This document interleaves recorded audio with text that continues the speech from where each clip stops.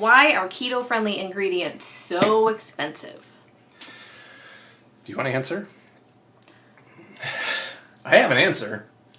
It's because they're specialized products still. So I don't understand supply chains and logistics and all that stuff, but I do know that there's economies of scale.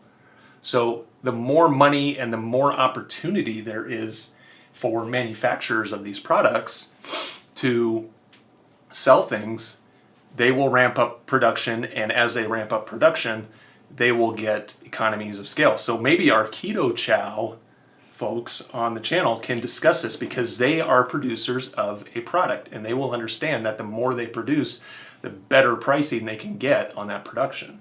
So 3 years ago when we started keto, almond flour was really expensive, and Costco didn't have it, Sam's Club didn't have it, you couldn't find it in bulk.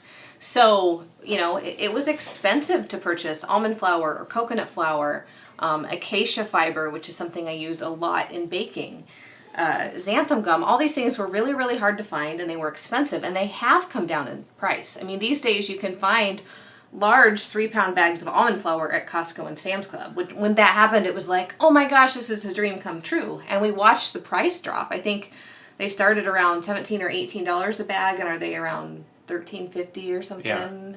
Yeah. Yeah, and like avocado oil is coming down in price. Avocado oil, coconut oil, all these different things. I mean, you've got to check quality, right? Yeah. You got to check quality. You got to check brands. But Chris says, "Oh man, don't get me started on supply chain logistics and economies of scale. You'll die of boredom." And that's one of the reasons why we talk about some of the sugars we really like, including Boca Sweet, is because we would really like for people to buy more Boca Sweet, not because we get a kickback off it, because we don't, but because it would make it cheaper for everybody. Like, the things that we really like, that we think are great, if we all go out and speak with our dollars, will come down in price.